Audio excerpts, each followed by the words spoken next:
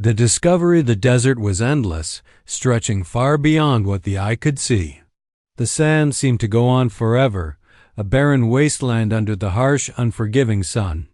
There was no sign of life, nothing except the occasional gust of wind that swirled the sand into small whirlpools. It was quiet. Too quiet. The kind of quiet that made every sound seem louder than it should be. A lone figure, dressed in weathered clothing, trudged through the vast emptiness. His boots kicked up little clouds of dust as he moved, the only trace he left behind. His name was Marcus, and he had been walking for hours. His water bottle was nearly empty, and his body ached from the heat. The sun was a cruel, unrelenting force overhead, pushing down on him, making every step feel heavier than the last. He had been traveling across the desert for days, hoping to find anything that could help him survive. The map in his hand was old, frayed at the edges, and mostly useless. He wasn't even sure why he had kept following it. Maybe it was the hope that something, somewhere, was out there waiting to be found. As he walked, his eyes scanned the horizon, looking for any sign of life. The wind picked up, brushing against his face and making the air feel even hotter. He wiped the sweat from his brow and squinted against the sun, the light almost blinding. It was then that something caught his eye. A glint of metal, barely visible through the waves of heat rising from the ground. Marcus stopped in his tracks, his heart skipping a beat. At first he thought it was a trick of the light, but he had learned over the years to trust his instincts. Something was there. His curiosity pulled him forward, step by step, as he moved toward the strange reflection. It wasn't much, just a flash of something buried in the sand, but it was enough to stir something deep inside him, something that told him he needed to investigate. As he got closer, he knelt down, squinting at the ground. The sand shifted under his hands as he carefully dug around the object. It was difficult. The sand was dense, compacted by the wind over time, and it didn't give way easily. But Marcus was determined.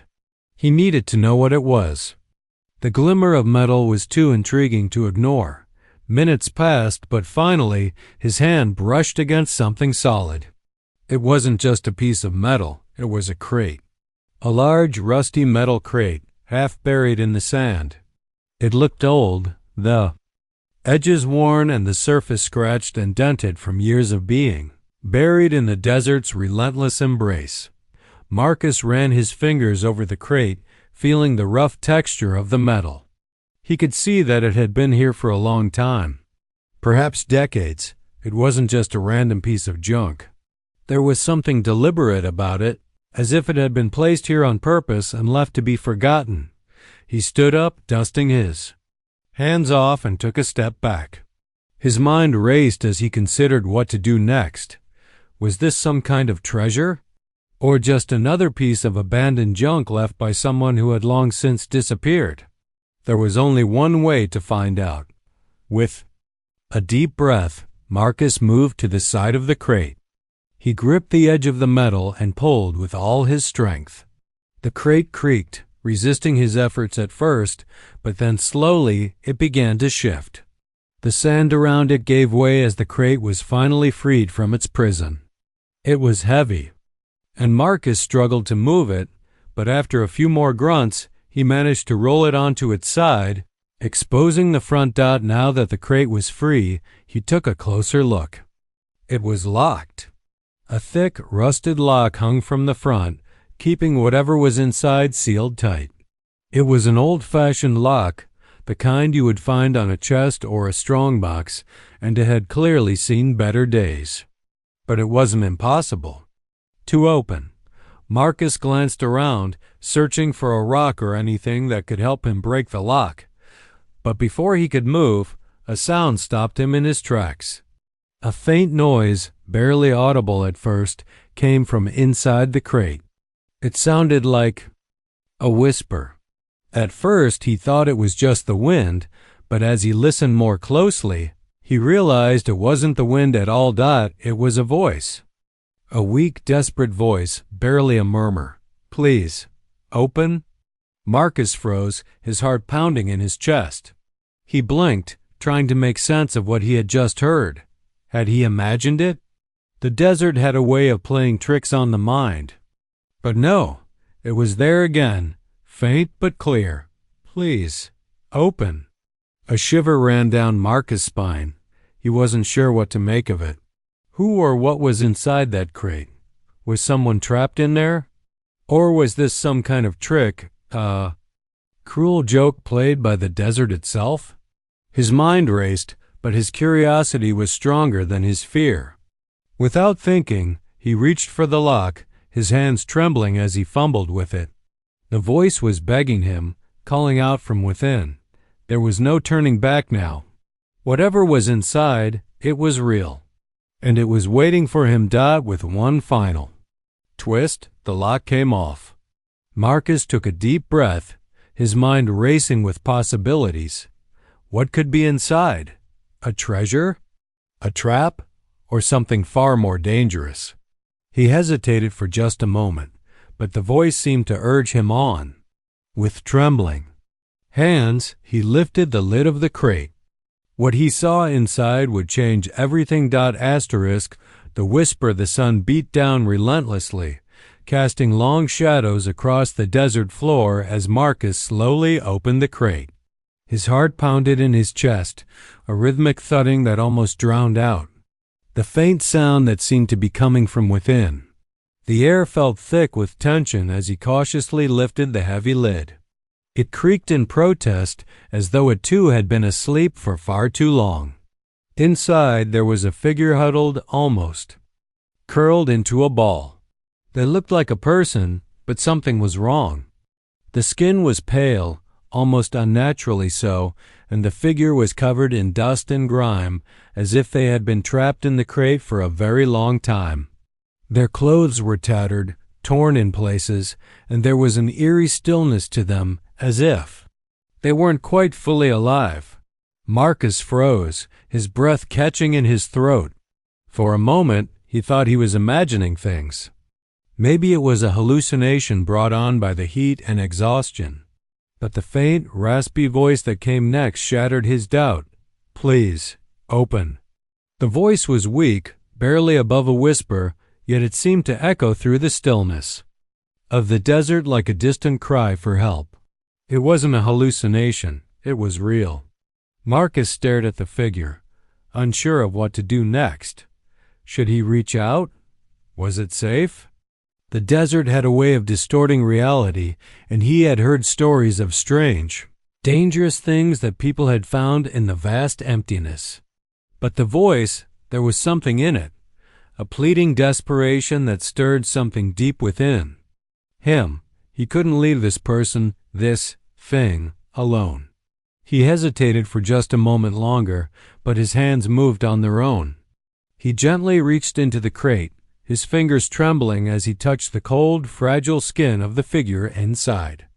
They didn't react at first, but as he touched them, they stirred slightly, their breath hitching as if they were waking from a long, painful sleep.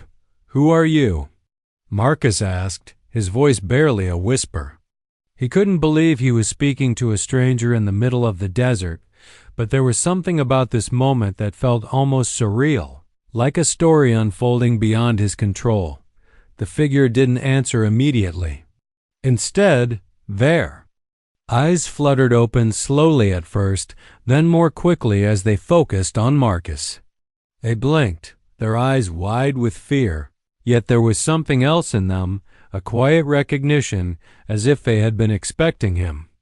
Don't trust them, they whispered urgently, their voice still hoarse, barely audible. They will come for you. You must leave now. Marcus' mind raced. Who were they talking about? And what was going on? He had no answers, but the fear in the stranger's voice sent a chill down his spine. Whatever this person had been through, it wasn't good. Something was wrong, terribly wrong, and he had unwittingly stepped into something much bigger than he could understand. Who's coming? He asked, his voice barely above a breath. The stranger's eyes filled with dread, and they opened their mouth as if to speak, but then their body trembled, as if they were too weak to continue. A strange light flickered in their eyes, and for a moment Marcus thought he saw something not quite human. Suddenly, the faint hum of an engine broke through the quiet, distant, but growing louder with each passing second. Marcus' heart skipped a beat. His head whipped around, scanning the horizon. It wasn't a car, not by the sounds of it. The engine was something bigger, something more menacing. The stranger's eyes widened in horror. "They've found us," they whispered, more urgently now. "You have to run." "You have to." Before they could finish, a heavy cough racked their body, and they fell silent, their fragile frames slumping back into the crate. Marcus couldn't think. He grabbed the stranger's arm and pulled him out of the crate, trying to ignore the growing panic in his chest. Whoever they were running from, they were close. He could feel it. The hum of the engine, growing louder and louder, was almost deafening now. He had to move. Fast. The stranger weakly grabbed his arm, their grip surprisingly strong despite their condition. "The crate," they gasped. "You don't understand. The crate. It's not just a box." Marcus froze, his thoughts racing. What was the stranger talking about? And why was the crate so important? But before he could ask more questions, the noise from the approaching vehicles was unmistakable. It wasn't just one vehicle. It was a whole fleet, roaring across the desert like a pack of wild beasts hunting down their prey. Marcus looked back at the crate, now half buried again as the winds began to whip through the desert. The strange voice had said something about it, but he didn't have time to process it now. They had to run, but something was wrong. The deeper he dug into the situation, the more tangled and dangerous it became. The crate wasn't just a forgotten object. It was part of something much larger, something that was now hunting them down. The revelation. Marcus could feel the heat of the desert pressing in on him, suffocating in its intensity, but it was nothing compared to the pressure building in his chest. The stranger, weak and trembling, had stopped talking, but their grip on his arm was still tight, too tight for someone in such a fragile state. Something was wrong, something much deeper than either of them had anticipated. They had barely made it a few paces from the crate when the distant roar of the vehicles reached a fever pitch. The ground beneath their feet vibrated, each step in the desert now shaking with the power of the approaching threat. Marcus glanced at the stranger, trying to read their expression, but they only stared ahead, eyes wide with fear, as if they were seeing something he couldn't. "What's happening?" Marcus asked again, his voice a whisper of panic. He had no idea what they were running from, but the urgency in their eyes made it clear that whatever it was real. The vehicles weren't just coming for them, they were coming for something else, something buried in the sand, something inside the crate. The stranger's voice trembled as they began to speak again. "The crate is a prison," they managed to say, their words strained, barely above a whisper. "It wasn't meant for treasure. It wasn't meant for anything valuable. It's a containment unit, Marcus." "A trap." Marcus stopped, stunned. "A trap?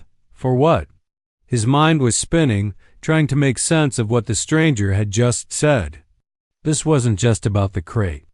The desert itself felt like it was closing in on them, like something ancient was awakening.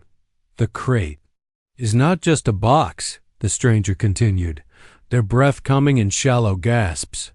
"It's a prison for something. Something terrible. I'm not just a person, Marcus. I'm a weapon. A weapon that was locked away, forgotten, and now ... They stopped, their eyes flickering nervously towards the approaching vehicles. "Now they've found me. They're going to take me back, and they'll stop at nothing to do it." Marcus blinked, unable to fully comprehend the gravity of what he was hearing. A weapon? What kind of weapon could be hidden in a person? And why had they been trapped in the desert? The questions tumbled in his mind, but before he could voice another one, the stranger's voice cut through the air again, urgent and fearful. "They're coming for me," the stranger whispered. "There." Eyes now wide with desperation. "They won't stop until I'm back where they can control me. Where I can be used again." Marcus took a deep breath, his pulse racing. He had seen and heard many things in his life, but this was beyond anything he could have imagined. The desert, the crate, the strange figure who had pleaded with him to open it, none of it made sense. But there was one thing Marcus couldn't deny. They were in danger, and he was involved now, whether he wanted to be or not. Suddenly, the noise from the vehicles grew louder, closer now. Marcus spun around, scanning the horizon, but all he could see were the rippling waves of heat distorting the desert. He squinted, trying to make out any details, but nothing was visible yet. Still, he knew they were coming, and they would be here soon. Whatever force was chasing them, it wasn't going to stop. The stranger's grip tightened, pulling him back from his thoughts. "You don't understand," they said, their voice hoarse. "They know about you now. They'll hunt you too. You've opened the crate, and now you're a part of this. You can't just leave. They'll track us." Marcus felt a chill run through him. He didn't know who they were, but the way the stranger spoke of them made his skin crawl. Something about them felt wrong. Cold, not human. He looked back at the stranger, their face pale and strained, and realized something. The fear in their eyes wasn't just for themselves. It was for him too. Marcus had unwittingly become part of this dangerous game. There was no turning back now. Whatever they were running from, it was already too close. The vehicles were almost on top of them. Marcus glanced over his shoulder once more before pushing forward, faster now, with the stranger stumbling beside him. They had no time left. It was only a matter of moments before the storm would descend upon them both. In that moment, Marcus realized the truth of what the stranger had said. This wasn't just about survival. It was about something much bigger, something more dangerous, and now it was coming for them. The pursuit. The desert was no longer silent. The low hum of engines cut through the still air like a thunderclap, shaking the ground beneath Marcus' feet. His heart raced as his eyes darted to the horizon, searching for any sign of what was approaching. The stranger's grip on his arm tightened painfully, their face pale with fear. They both knew they were running out of time. "They're here." The stranger whispered urgently, her voice barely audible over the growing sound of the approaching vehicles. "We have to keep moving. If they catch us, it's over." Marcus didn't need to ask who they were. He had seen the terror in the stranger's eyes, heard the desperation in her voice. The figures hunting them weren't just chasing. For a prisoner, they were after something much darker, something much more dangerous. Something hidden inside the stranger herself. And now, with the crate opened, they had no reason to hesitate. The engines roared, the sound growing louder with each passing second. Marcus's mind raced, calculating their options. They couldn't stay here. The desert offered no shelter, no escape. He knew their only chance was to run, to get to higher ground where they could see their pursuers coming. "We need to get to the ridge," Marcus said, pulling the stranger along as they stumbled over the shifting sand. "If we get there, we might be able to see them coming, maybe find a way to fight back." But the stranger didn't respond immediately. Her gaze remained fixed on the approaching dust cloud, and Marcus could see the fear in her eyes deepening. "We can't outrun them, Marcus." "You don't understand," she gasped, pausing for a moment to catch her breath. "They've been hunting me for years. They'll never stop until they have me back in their control." Marcus looked at her, his grip on her arm tightening. He wasn't about to let her go. Not now. He had no idea what kind of forces they were dealing with. But there was something about the stranger, something about her pain, that pulled at him. He had to protect her. He had no other choice. "You're not alone in this," Marcus said, his voice firm. "We'll make it through. But we have to keep moving." The stranger nodded weakly, her breath coming in shallow gasps as she struggled to keep up. The sound of the vehicles grew louder still, and Marcus could feel the sand beneath his boots beginning to tremble. There was no time left to waste. They had to run. They climbed higher into the dunes, the wind picking up as the dust storm from the approaching vehicles churned in their direction. As they reached the top of a small ridge, Marcus glanced back, trying to make out the source of the noise. He could just make out the silhouettes of several vehicles, their shapes distorting in the haze of the desert heat. "Do you know who they care?" Marcus asked, panting for breath. "What do they want with you?" The stranger shook her head, her face pale and strained. "I don't know exactly. They're a group of ancient beings, Marcus. Beings who shouldn't exist anymore. They were the ones who trapped me in the crate. They are part of something much older, something far more dangerous than anything you could imagine. And now they're coming for me and for you." Marcus's mind raced. Ancient beings? Something that had been sealed away in the desert for centuries? It sounded impossible, but everything about the situation screamed that it was real. He looked at the approaching dust cloud, and for the first time, he felt the full weight of what they were up against. Whatever was hunting them wasn't from this world. They weren't just running from a group of men. They were running from something far worse, something that could destroy them both without a second thought. As the first of the vehicles crested the hill, Marcus knew there was no more time for hesitation. The chase had begun, and there was no turning back. Whatever lay ahead, they would have to face it together. The chase, the sky above them was a blinding blue, but the ground beneath their feet was shifting, constantly changing, as if the desert itself was alive, pulling them deeper into its deadly embrace. The wind was picking up, kicking the sand into their faces, stinging their skin. Marcus and the stranger were almost at the top of the ridge now, but they could hear the vehicles growing closer, dreadfully close.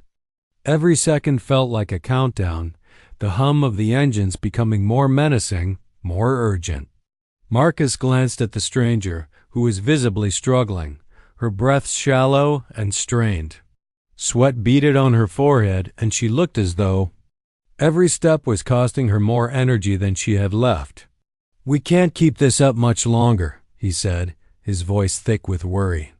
She didn't answer at first, her eyes fixed on the horizon, but then she whispered, her voice barely audible over the wind, "There's nowhere to hide here. They'll find us, and when they do." She trailed off, her face pale and filled with a quiet terror. "Don't say that," Marcus urged, feeling a rising panic in his chest. He didn't know who or what they were running from, but it was clear that whatever was chasing them was relentless. "We'll find a way out. We always do." But the stranger shook her head weakly, her eyes dark with defeat. "You don't understand. It's not just about hiding. It's about surviving, and that's something they don't allow." Suddenly, there was a loud crack in the air, a sharp sound like the snap of a whip. Marcus looked over his shoulder, just in time to see one of the vehicles cresting the ridge, its tires kicking up a massive cloud of dust. The vehicle was larger than the others, heavily armored, and it moved with a terrifying speed like a predator on the hunt. Behind it, several smaller vehicles followed, each one more imposing than the last, their engines roaring like beasts in pursuit of their prey. Marcus's stomach dropped. There was no more time for running. The chase was on, and they were the hunted. "Run!" The stranger gasped, her voice suddenly filled with renewed urgency. "Go! I'll hold them off." "Just go!" Marcus grabbed her arm, trying to pull her along, but she was weak. She could barely stand, much less outrun those vehicles. "I'm not leaving you," he shouted, but the stranger pulled away with surprising force. "You have to," she said, her eyes wild with fear. "They'll spare you if you're alone. You have no idea what they'll do to you if they catch both of us. Go!" Marcus hesitated, his heart torn. He wanted to argue, to fight, but there was something in her eyes that told him it was already too late. The chase had begun, and no matter how fast they ran, the odds were stacked against them. He couldn't let her die, but he couldn't ignore the truth. Their chances were slim. They were both too weak, and the forces after them were far too powerful. In that moment of hesitation, the lead vehicle roared closer, its engine screeching like a beast closing in on its prey. The sand beneath them began to tremble, and Marcus felt the crushing weight of the situation bear down on him. There was no time left for plans. He had to act. With a desperate glance at the stranger, he pushed her towards a nearby outcrop of rocks. "Stay low," he urged, his voice barely a whisper. "I'll lead them away."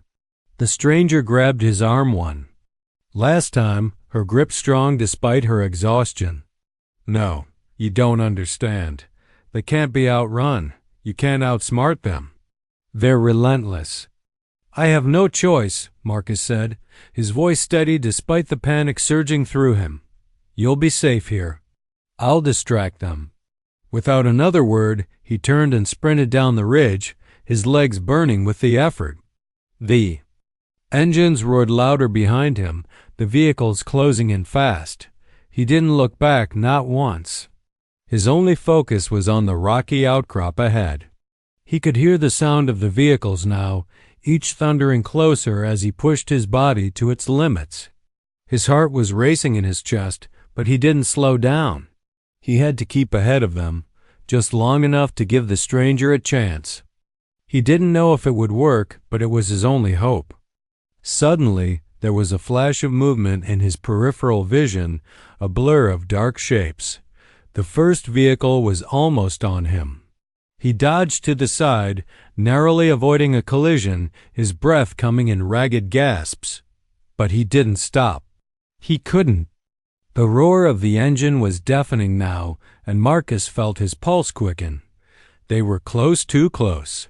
He could almost feel the heat of the vehicle's exhaust as it surged forward. But then, as if by instinct, he veered sharply, heading straight for a narrow canyon between two large boulders.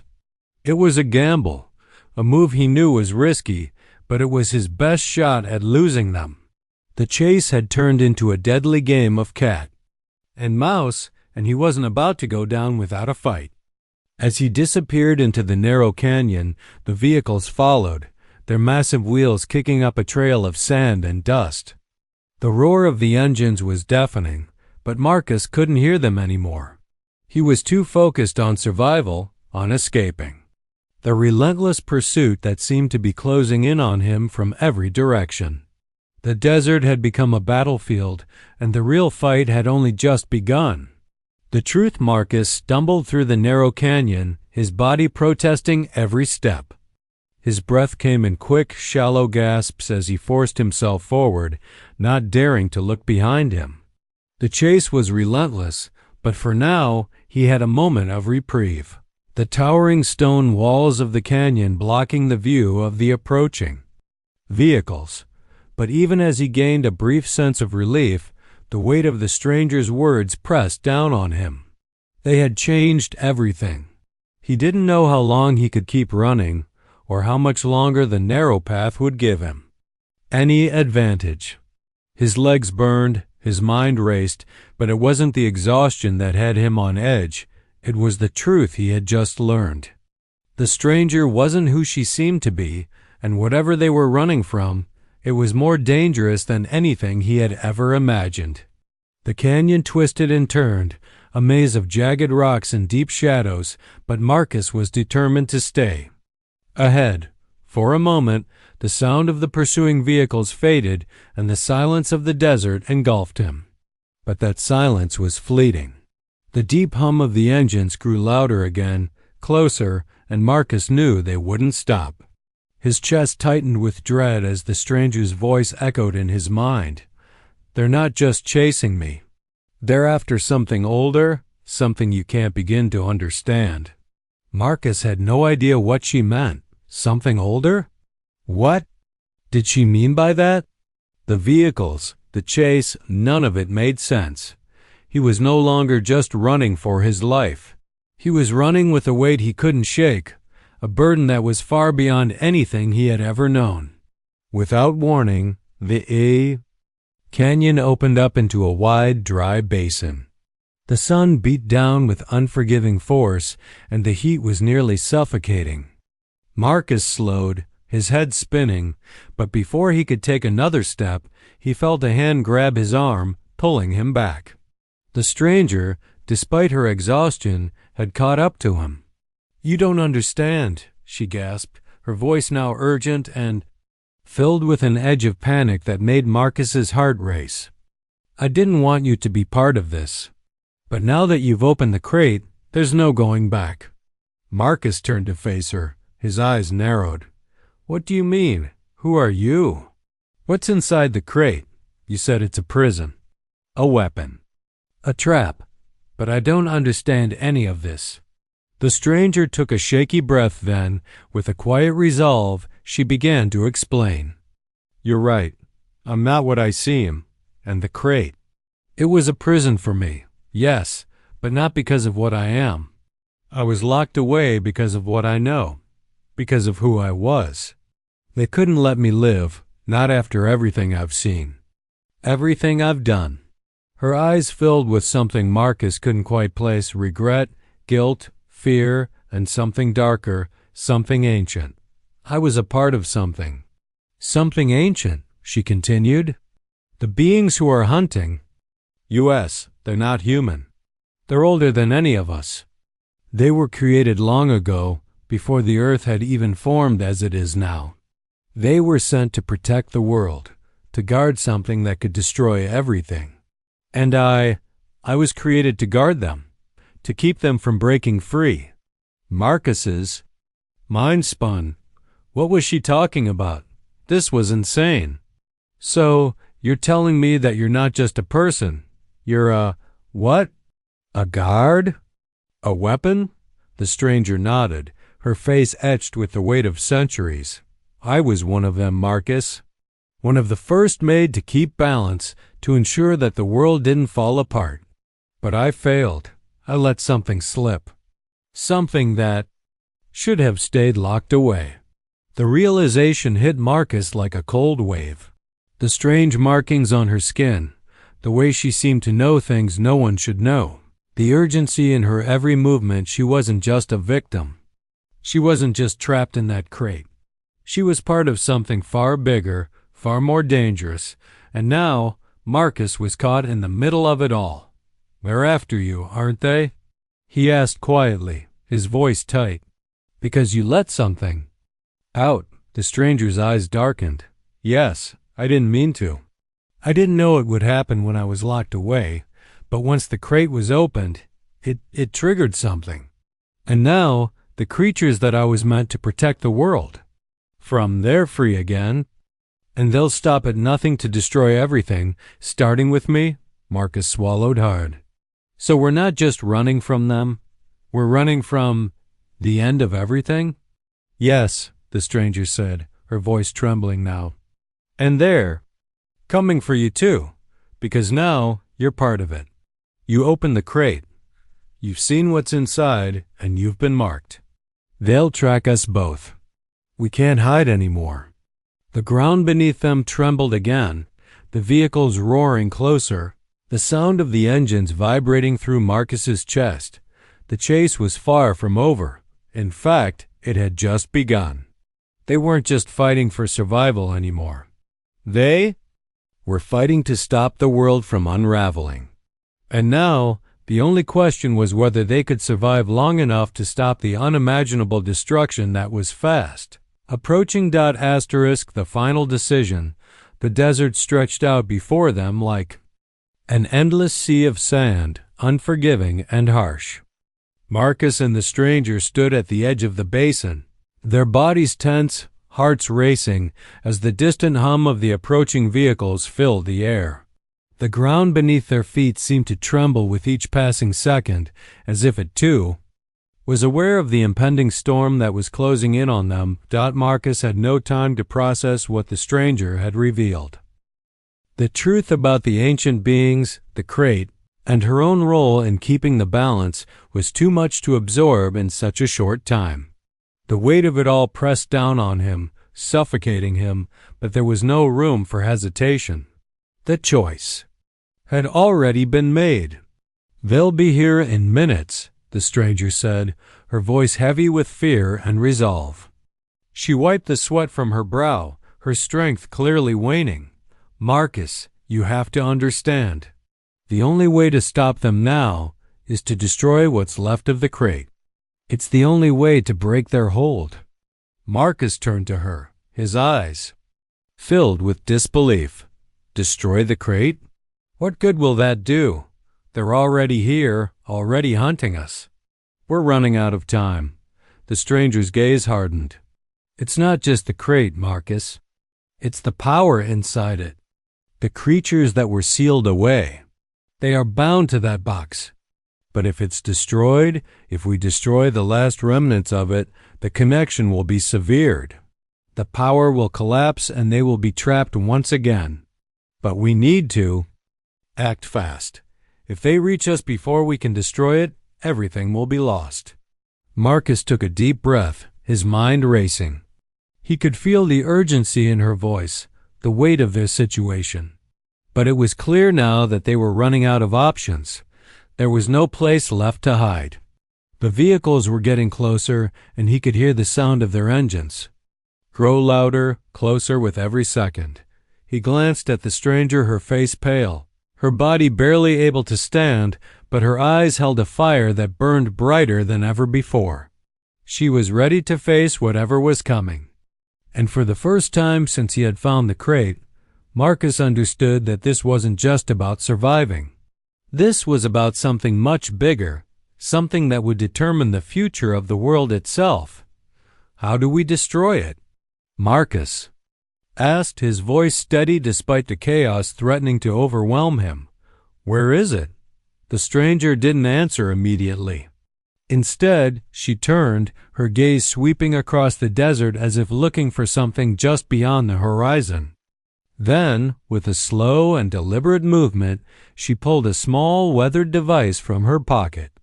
It was no larger than a fist, covered in markings that Marcus didn't understand. "This device," she said, holding it out to him, "is the only way to trigger the destruction. I've kept it with me for years, waiting for this moment. But you have to understand, once it's activated, there's no going back. The explosion will be enough to destroy the crate and everything tied to it, but it will also alert them. They'll know we've set it off, and they'll come for us with everything they have." Marcus looked at the device, his pulse quickening. It was small, almost unassuming, but the power it contained was unimaginable. He felt a cold sweat trickle down his back as he realized the true weight of what he was about to do. They weren't just fighting for their lives anymore. They were fighting for the survival of everything they knew. "They won't stop," the stranger whispered as if reading his thoughts. "But if we don't destroy it, they'll win. They'll break free and nothing will be left." The ground trembled again, this time stronger, as if the desert itself was bracing for impact. The first of the vehicles appeared on the horizon, kicking up a cloud of dust in their wake. The chase had reached its final chapter. Marcus clenched his jaw and nodded. He didn't have the luxury of second-guessing. He had already made his choice. The only way to stop the destruction was to end it now. "I'm with you," Marcus said, taking the device from her hand, his voice firm. "Let's do this." With one last look toward the oncoming vehicles, they began to move, faster now, heading toward a rocky outcrop just ahead. The stranger stumbled, but managed to keep up, her determination pushing her forward despite the odds stacked against them. The sound of the vehicles behind them grew deafening, and Marcus could feel the heat of the approaching storm. As they reached the rocks, the stranger turned to face him, her expression filled with a mix of resolve and sadness. "Once we do this," she said softly, "there's no turning back. No matter what happens, we have to make sure it's destroyed." Marcus nodded, steeling himself for the inevitable. This was it, the moment of truth. The endgame. With a quick glance over his shoulder, he pressed the button on the device. There was a sharp, blinding light that pierced through the desert, followed by a deep rumbling that shook the earth beneath their feet. In that moment, the chase ended. The world shifted. And as the desert seemed to hold its breath, Marcus realized the finality of what they had done. The destruction was inevitable, but so was the fight for their future. The storm was upon them.